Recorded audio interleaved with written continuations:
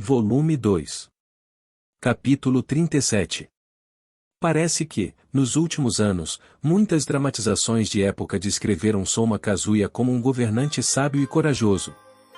O descrevem como um governante que foi para o campo de batalha, eliminando muitos oponentes poderosos em um único combate, tendo confundido os exércitos inimigos com a sua engenhosidade e conquistando a felicidade para o seu povo com as suas excelentes políticas. Entretanto, os historiadores contestam essa avaliação dele. Para começar, em toda a sua vida, Soma lutou apenas em guerras que poderiam ser contadas em uma mão. Ele teve pouquíssimas oportunidades para mostrar esse tipo de destreza militar. Quase todas as conquistas pelas quais é lembrado foram na verdade realizadas por aqueles que serviram sob o seu comando. Quanto à engenhosidade que o permitiu brincar com os seus inimigos, não existem provas de que qualquer uma das ideias foi dele. Na época em que ele viveu, existiam muitas pessoas, entre elas o primeiro-ministro, Akuya, que eram mestres da engenhosidade, então Soma podia ter implementado apenas os melhores planos sugeridos por essas pessoas. Claro, ele adotou muitas políticas excelentes, mas a coisa de levar todo o seu povo à felicidade é questionável. De vez em quando, surgiam indícios de que a posição de Soma o fazia sofrer. Se todas as suas políticas tivessem surtido os efeitos desejados, provavelmente não teria sofrido. Assim, as habilidades dele não deviam ter sido tão fenomenais quanto era demonstrado nas dramatizações. Esse era o consenso estabelecido pelos historiadores. Porém, mesmo assim, poucos afirmam que Soma não foi um grande governante. Outro ponto de consenso entre os historiadores é que o Soma era bom em reunir as pessoas e usá-las bem. Ele não tinha grandes habilidades, mas era um gênio em como colocava as pessoas capazes onde eram necessárias e podia enviar o número certo de tropas para onde eram precisas. O primeiro evento que espalhou o nome de Soma pelo continente, sua vitória na guerra contra o Principado da Amidonia, foi em grande parte um resultado desse domingo. Ele tinha uma compreensão sólida do que era e do que não era capaz, e era capaz de delegar aos outros as coisas que não podia fazer sozinho. Pode ser que seja esta a mais importante qualidade para um governante. São mais teimosos do que eu esperava. Enquanto observava o desenrolar da batalha no acampamento principal do exército do reino de Elfrieden, fiquei surpreso com a boa luta que as forças do Principado da Amidonia estavam travando. Eram 55.000 soldados do reino bem animados contra 25.000 soldados exaustos do Principado. O resultado devia ser óbvio para qualquer um, mas as forças do Principado estavam resistindo bem. Não, talvez seja porque nossas forças não foram totalmente capazes de atacar. Primeiro, os Vivern do reino e do Principado começaram a brigar igual a cães nos céus. Por não terem sido pegos na emboscada no Vale Goldoa, a unidade Viver do Principado da Amidonia era a unidade mais descansada do exército do Principado. Havia menos de 500 cavaleiros, mas se ficassem na defensiva, até mesmo a cavalaria Viver Elfredeniana, que ostentava o dobro de seus números, teria problemas para atacá-los. Se pudéssemos tomar a supremacia aérea, isso decidiria o resultado da batalha, mas parecia que isso levaria algum tempo para acontecer. No final, a batalha foi deixada para ser decidida pelas forças terrestres. O exército do reino estava adotando a formação asa de garça. No centro dela estava a guarda real liderada por Ludwig, mais um total de 20.000 tropas, incluindo 10.000 soldados que se reportavam diretamente a mim no exército proibido e 10.000 do exército. Na ala esquerda, havia cerca de 15.000 tropas do exército lideradas por Glaive, Salbert e Caed também estavam nesta unidade. Por último, na ala direita havia uma força de cerca de 15.000 soldados liderados por Lícia, consistindo em tropas do exército e auxiliares da aldeia dos Elfos Negros. Eu queria que ela ficasse no acampamento principal, mas Lícia disse: "Esta é a batalha final. Deixe-me fazer o que eu puder", e me forçou a deixá-la fazer o que quisesse.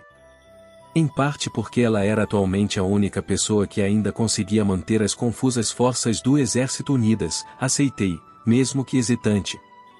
Afinal, Lícia tinha sido um tipo de ídolo durante seu tempo com o exército. Graças ao treinamento de Jorg, também não havia problemas com a sua capacidade de comandar as tropas.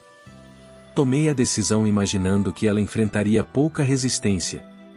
Eu, porém, ao menos enviei Aissa como sua guarda-costas. Afinal, ela era uma princesa, e eu não queria que agisse de forma muito imprudente.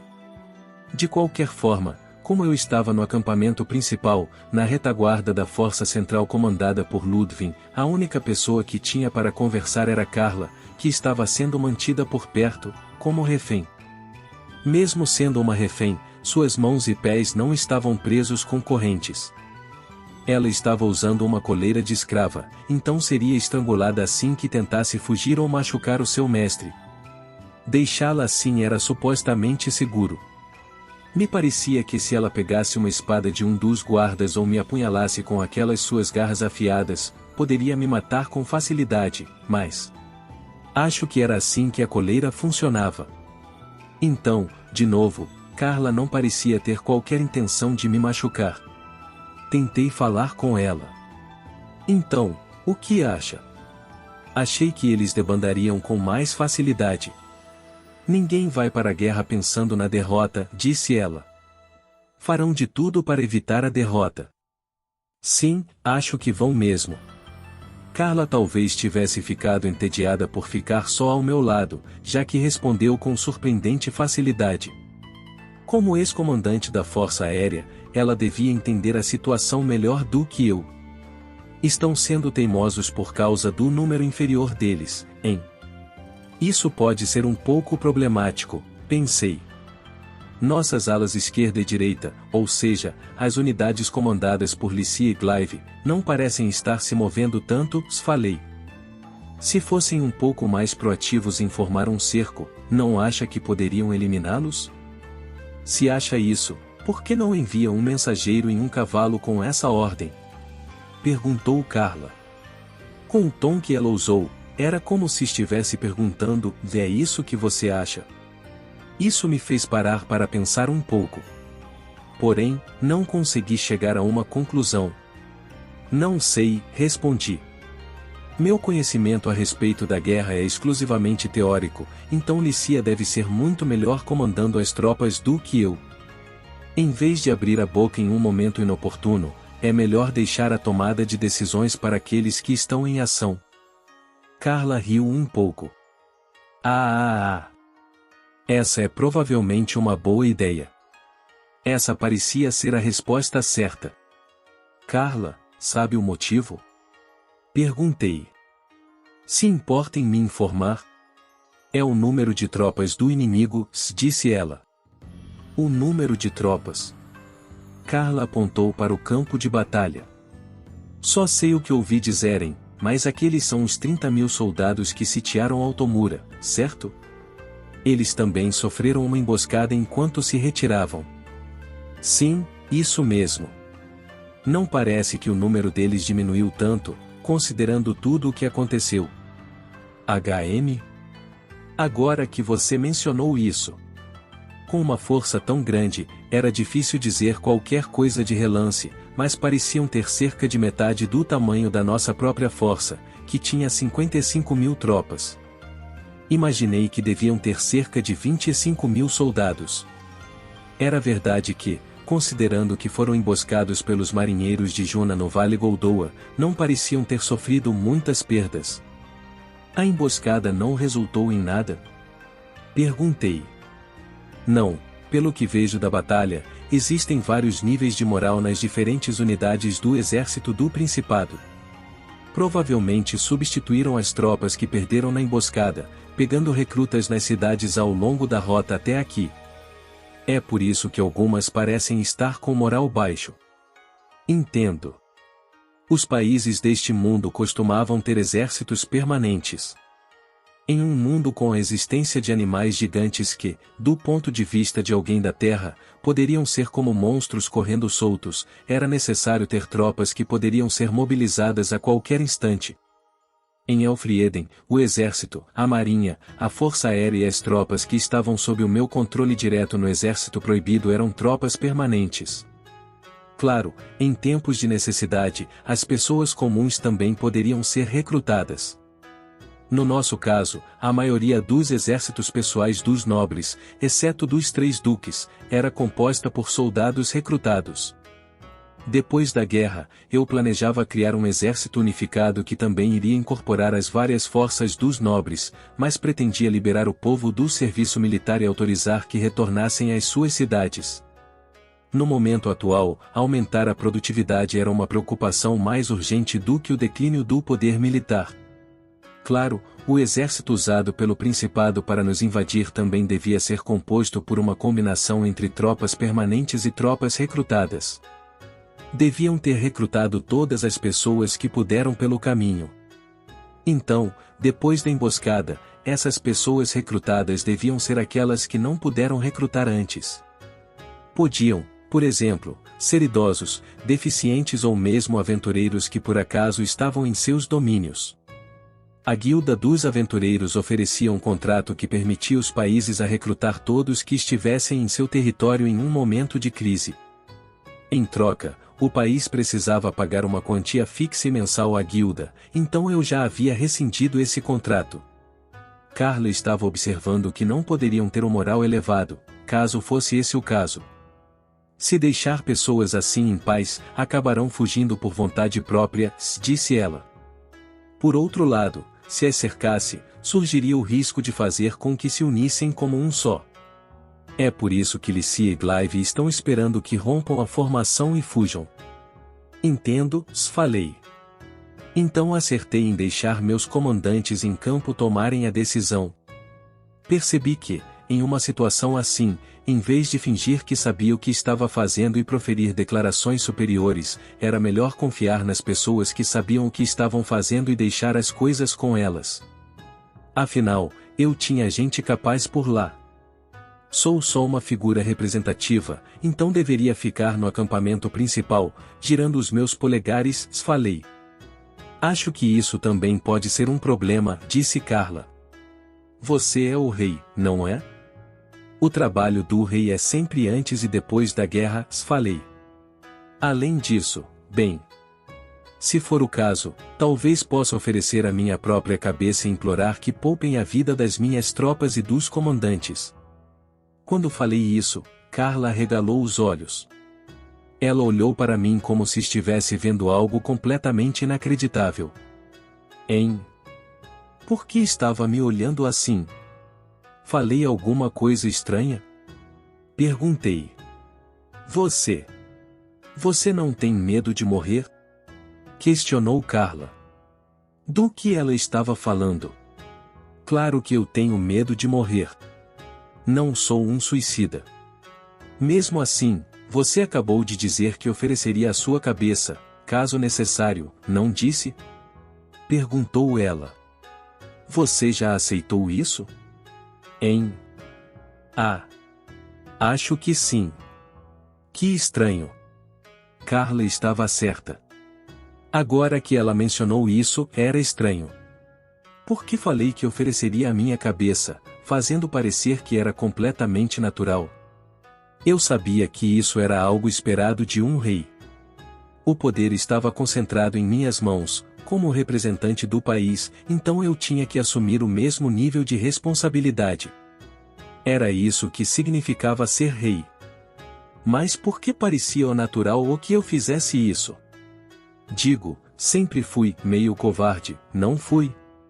Eu valorizava a minha vida, não valorizava? Assumi o trono e trabalhei muito nos assuntos internos para evitar que fosse entregue ao império, não foi? Quando foi que parei de considerar a minha vida querida? Carla olhou para mim, ansiosa. Você está bem? Está se sentindo mal? Fiquei em silêncio. Mal, não é bem isso. Quebrado. Havia algo quebrado na minha pessoa. Sim. Isso fazia bastante sentido.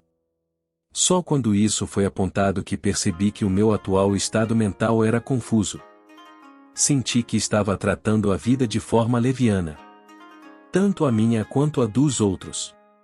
Foi por isso que fui capaz de tratar a vida alheia como simples números. Estava subtraindo o número de vidas salvas do número de vidas perdidas e escolhendo a opção que resultava em um número positivo. Como se fosse um sistema de computador que controlasse essas coisas. Foi então que as palavras que eu uma vez disse para Alicia cruzaram a minha mente. Mesmo se eu não quiser fazer isso, eu preciso. Porque agora sou o rei. Ah! Entendi.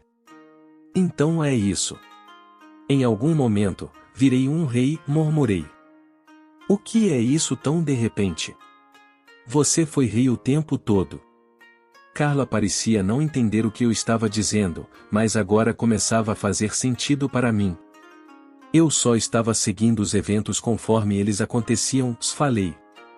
Em algum momento, sem que eu percebesse, comecei a agir como um sistema de estado que chamamos de o rei.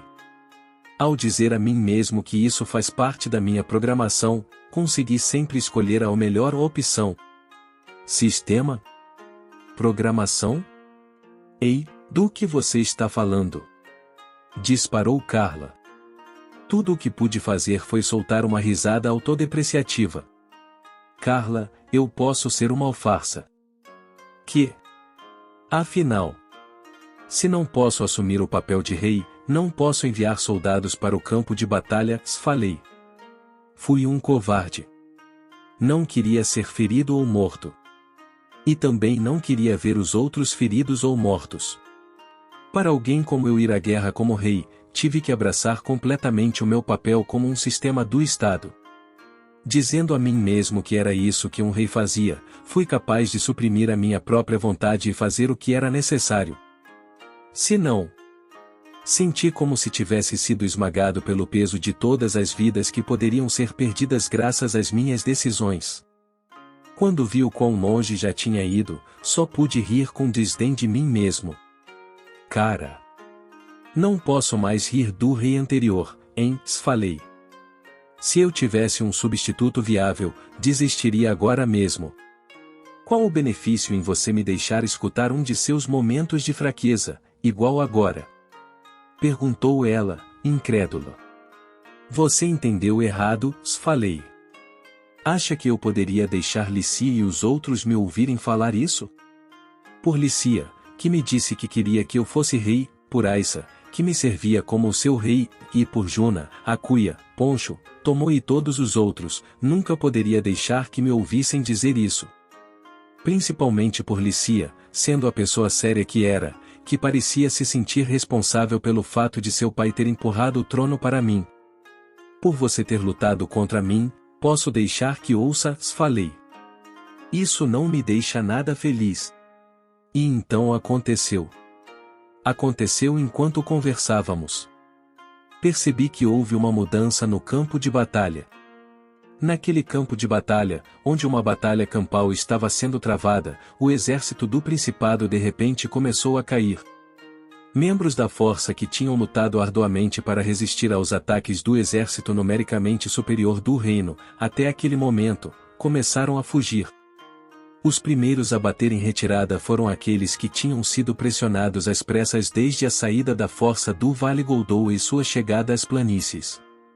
O Principado da Amidonia mantinha o serviço militar como obrigatório para todos os homens, que eram forçados a se alistar assim que chegassem a certa idade, então eram treinados para o combate, mas eram pessoas que costumavam viver como civis. Se fossem, de repente, enviados para uma batalha desvantajosa, seu moral não seria bom. Os soldados eventualmente começaram a fugir para o lado sul, onde o cerco ainda não estava fechado. Os amidonianos mataram os soldados fugitivos, tentando manter os demais lutando, mas havia cerca de 10.000 dessas tropas dentre as convocadas, então isso foi de pouca ajuda. Porém, quanto mais deles tentavam fugir, mais as suas linhas ficavam desordenadas, e isso acabava atrapalhando a capacidade de que funcionassem como uma unidade. Elfrieden não deixou a chance de atacar passar. Hal, está na hora, sabe? Gritou Kaed. Eu estava esperando por isso. Gritou ele de volta. Vamos pegar esses palhaços. Sim. Na ala esquerda do exército do reino, Albert avançou com as suas tropas para fechar o cerco ao inimigo. Nessa batalha, ele liderava algo entre 10 e 20 homens do exército e lutava como comandante de pelotão sob o comando de Caed. Ele não montava a cavalo, girando suas duas alabardas e jogando seus inimigos confusos para longe. O general amidoniano percebeu o que estava acontecendo e gritou do lombo de seu cavalo: "Não deixe que eles nos cerquem. Usem fogo indireto para parar a ala esquerda do inimigo." No momento seguinte, uma saraivada de flechas e magia voou do exército do Principado em direção a Albert e a sua unidade. "Muralha de terra!" gritou Caed. Isso convocou uma muralha de terra com quase 100 metros de comprimento e 3 de altura, que por pouco salvou a unidade de Albert. Também devia ter surpreendido as forças do Principado. Não devia haver mais do que 5 magos capazes de conjurar uma muralha de terra tão impressionante em um único instante pelo continente. Caed podia ter uma personalidade tímida, mas era um gênio quando se tratava do seu raciocínio rápido e magia de terra. Albert pressionou as costas contra a muralha de terra para se proteger e deu uma ordem aos seus homens, os quais estavam fazendo a mesma coisa. "Não podemos deixar a Caed ficar com toda a glória. Precisamos devolver na mesma moeda." Sim. Desta vez foi Albert e seu pelotão que disparou flechas e magias sobre a muralha de terra, rumo ao exército do Principado. Albert jogou uma das lanças de fogo que mostrou na batalha perto de Randel, uma daquelas que usou contra os mercenários emeses. As forças do Principado estavam atacando a pé, por isso não puderam se preparar a tempo. Foram atingidos por flechas ou queimados, e a formação foi jogada em completo caos. Vendo essa chance, Albert deu um pulo. "Agora é a nossa chance, enquanto eles estão desordenados. Atacar!" Enquanto isso, no caos desordenado das forças do Principado, o general deles tentava restaurar a calma. "Homens, não sejam pegos pela confusão. Se quebrarmos a formação, daremos ao inimigo exatamente o que ele quer." Ele freneticamente tentou encorajar as suas tropas, mas o caos não deu sinais de que diminuiria. Ficando impaciente, o general cavalgou até um dos seus soldados em pânico e de repente cortou a cabeça do homem. "Calem a boca. Se não se acalmarem, vou decapitá-los, assim como fiz com esse idiota." Berrou. "Não, cale a boca você", disse uma voz. "O quê?" gritou o general. Quando ele notou, já era tarde demais. Albert estava diante dele com os braços cruzados. Quando ele descruzou os braços, as lâminas das suas duas alabardas agiram como uma tesoura, pegando o torso do general e cortando-o em partes. A parte superior do torso do agora ex-general caiu no chão. A visão do sangue jorrando do cavalo ainda de pé e sem cabeça, e do cavaleiro sem torso na sela, roubou a vontade de lutar dos soldados em um instante. Albert sacudiu o sangue coagulado de suas duas alabardas em um instante, e então rugiu. O oficial do exército proibido, Albert Magna, matou um general inimigo. "Agora, qual de vocês quer ser o próximo a morrer?" Com sangue escorrendo das alabardas em cada uma das suas mãos, ele devia parecer um monstro terrível. Neste dia, Albert foi enviado para competir com Soma e Caed, que tinham a mesma idade que ele. Soma montou esse exército enorme, enquanto Caed apoiava Ludwig com a sua engenhosidade estratégica. "Não vou deixar ficarem ainda mais à frente de mim." Era esse o sentimento que estava o movendo. Quando viram ele com toda essa intensidade, os soldados amidonianos reagiram como se tivessem se deparado com um ogro no meio da escuridão. Lutaram para recuar, pensando, e não temos como lutar contra essa coisa. Um soldado do Principado, que viu Albert neste momento e sobreviveu à batalha por pouco, mais tarde contou a história da seguinte forma: "Naquela época, eu tinha certeza de que morreria. Ele ainda era jovem, mas feroz, nem os guerreiros veteranos queriam enfrentá-lo. Quando, depois, descobri que era Ohal, o ogro vermelho, isso me deu uma sensação estranha. Sinceramente, fico surpreso por ter sobrevivido. Seria justo dizer que para Ohal, o ogro vermelho, que nos anos seguintes seria usado em histórias como um representante dos seguidores de Soma, a sua lenda começou nesta batalha. Seu estilo de ficar na vanguarda, liderando seus subordinados no ataque, permaneceria inalterado mesmo quando recebesse o comando de um exército inteiro. Soma avisou várias vezes que essa não era a forma que um líder devia se comportar, mas Albert dizia, assim é melhor para mim, e nunca ouvia. Na verdade, por ele sempre conseguir sobreviver e conquistar resultados, Soma não poderia dizer nada demais. Isso acabaria resultando em muitas preocupações para Kaed, mas essa é uma história para outra hora. Alhain. Enquanto isso, na ala direita do exército do reino, Lícia soltou um grito de guerra. Atuando como comandante da ala direita, ela também montava a cavalo, chegando bem perto da linha de frente. Cada vez que Lícia empurrava seu florete em direção do inimigo, lâminas de gelo eram formadas no ar e destroçavam os soldados amidonianos. Sua forma ao fazer isso fazia que parecesse uma valquíria. Isso tinha até uma certa beleza. Mas, por outro lado, Lícia parecia estar com pressa, era como se o sangue tivesse subido à sua cabeça. Ela dava a impressão de que tinha perdido a calma. Claro, se continuasse se destacando tanto, o inimigo iria atacá-la. Não vacilem. Cerquem-na e arranquem a sua cabeça. Ordenou um comandante de unidade inimiga. Soldados inimigos avançaram em direção a Lícia. Por mais corajosa que ela fosse, estava em desvantagem numérica.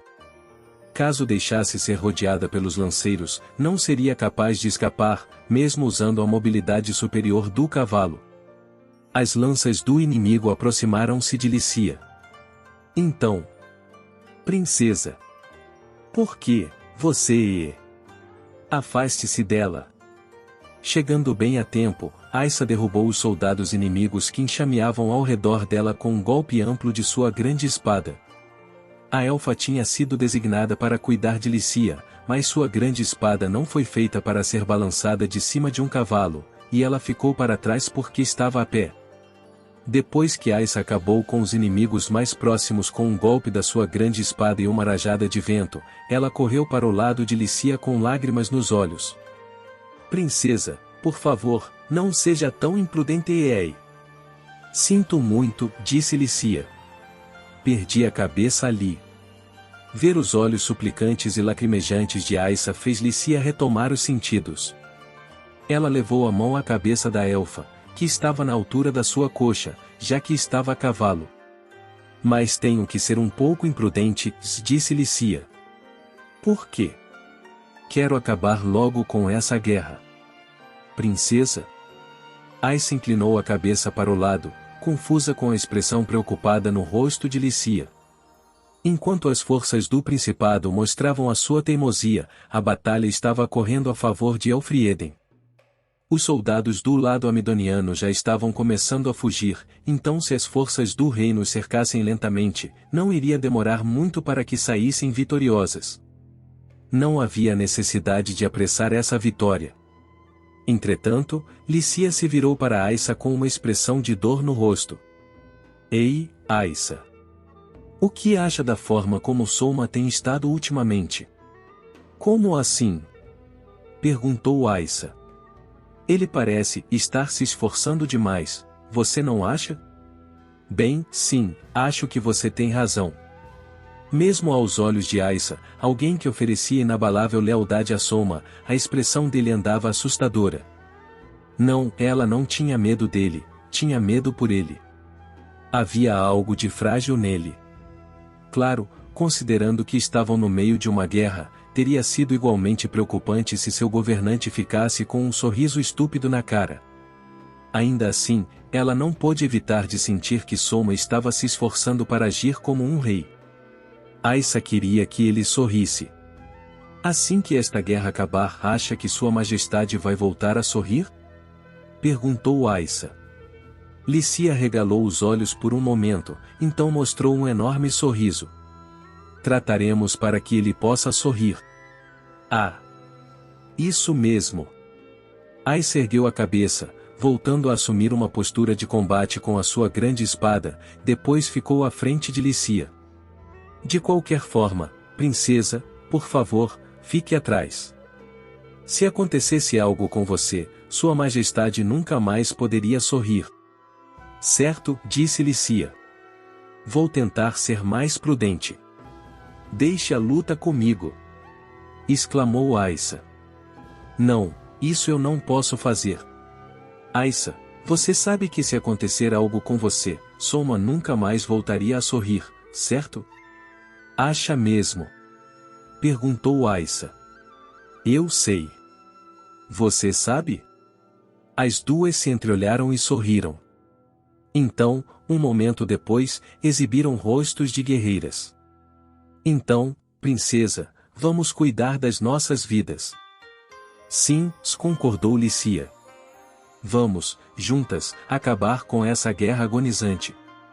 As duas dispararam pelo campo de batalha. A batalha entre os exércitos de Elfrieden e da Midonia chegaram a um ponto de virada. No centro do exército do Principado, que estava sendo aos poucos cercado, o príncipe soberano da Midonia, Gaius VIII, mantinha uma expressão sombria no rosto. Seu plano inicial era emboscar o exército do reino enquanto ele cercava Van e, depois, pegá-lo em um ataque de pinça com as tropas da guarnição, que estava em chamas. As forças do reino não sitiaram Van. Em vez disso, esperaram pela chegada da força principal do seu exército nas planícies. O exército do Principado estava exausto da marcha e da emboscada no Vale Goldoa, e então tiveram que ir para a batalha contra o bem descansado exército do reino, que tinha quase o dobro de soldados. O exército do reino não estava visando a capital, Van, mas sim a força principal do exército do Principado, ou, para ser mais específico, a cabeça de Gaius VIII. Esse era um fato que fazia Gaius VIII render os dentes. As forças do Principado tinham lutado bem no início, mas estavam exaustas e sua qualidade foi afetada pelos novos recrutas, de modo que não podiam esperar resistir por muito tempo. Os soldados já haviam começado a fugir e não existiam esperanças de reagrupar. Nesse ponto, Gaius se decidiu e chamou Július de volta do comando da vanguarda. Quando voltou ao acampamento principal, seu filho parou diante dele cheio de raiva. Pai! Por que de repente me chamou de volta aqui? Você sabe que se eu sair da vanguarda, Elfrieden pode passar por ela. Július, Gaius falou com uma atitude anormalmente calma.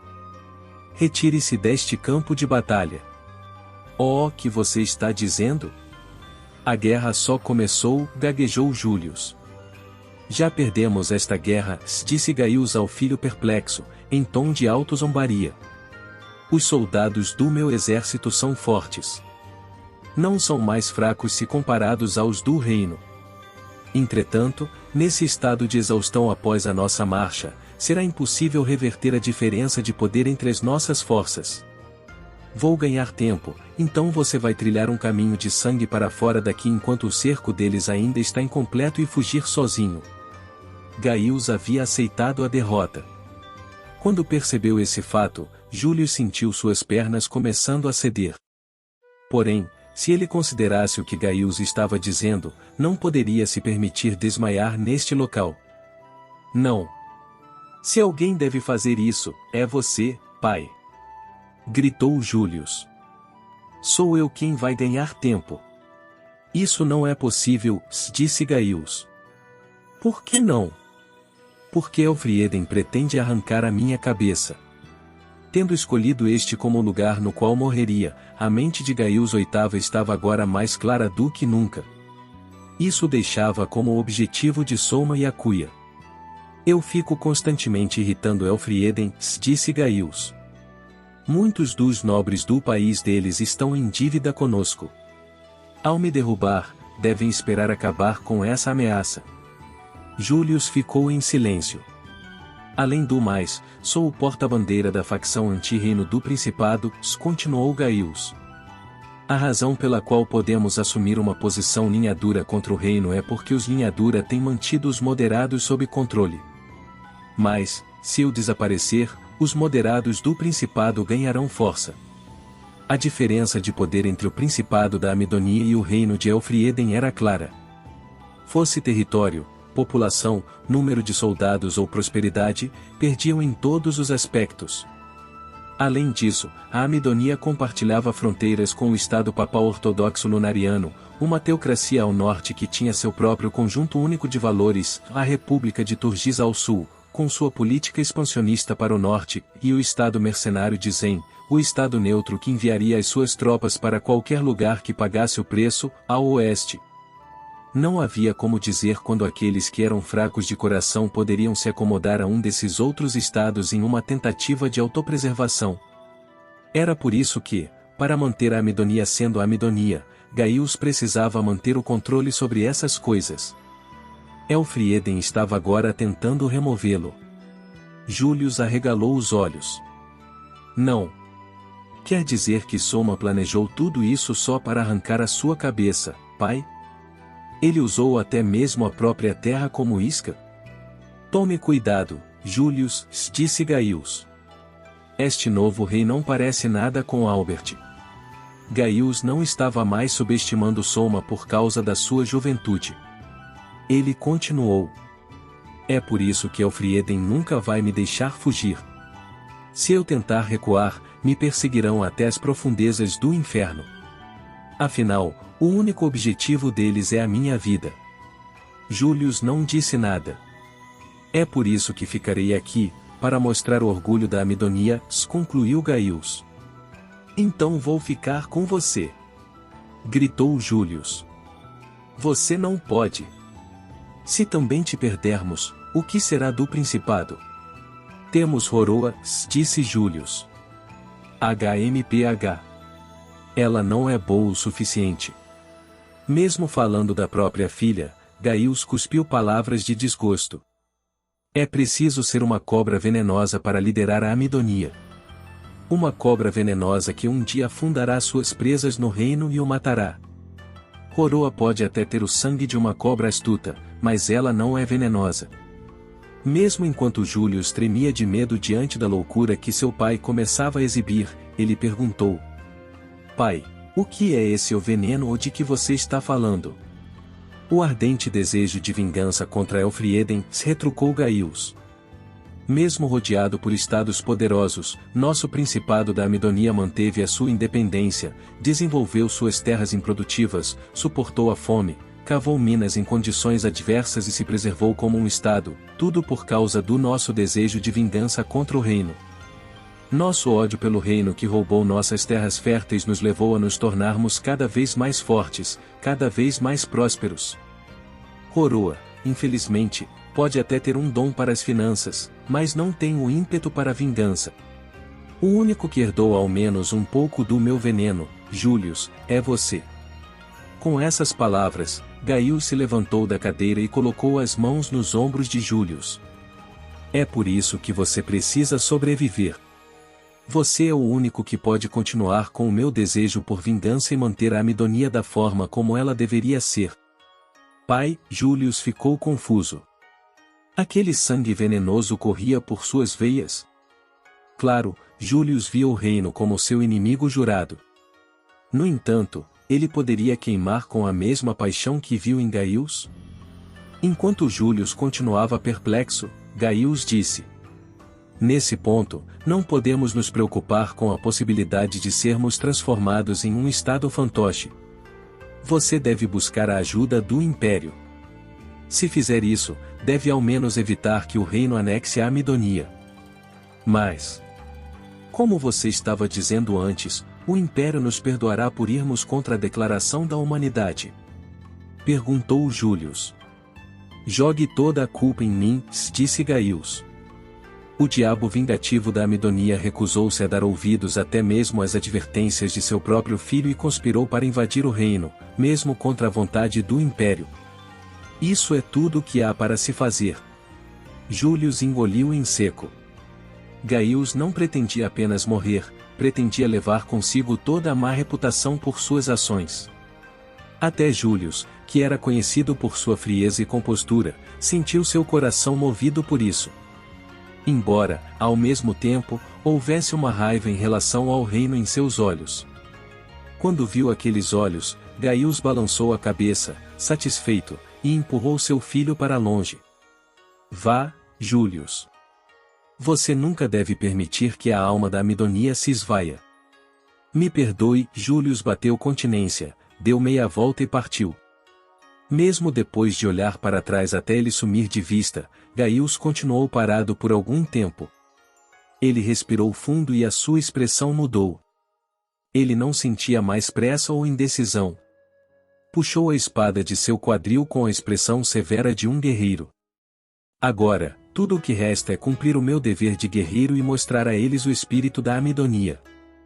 E enquanto esperavam para recuperar seus poderes mágicos, elas trocaram informações, então uma explosão aconteceu em um canto do Palácio Real. Na sequência, um enorme pilar de luz desceu do céu e elas viram uma cena impossível onde um enorme exército de monstros, composto por dezenas de milhares e ainda fora das muralhas externas, foi completamente obliterado. Assim, as duas trocaram olhares. Hajime. Hajime-san. As duas responderam ao mesmo tempo.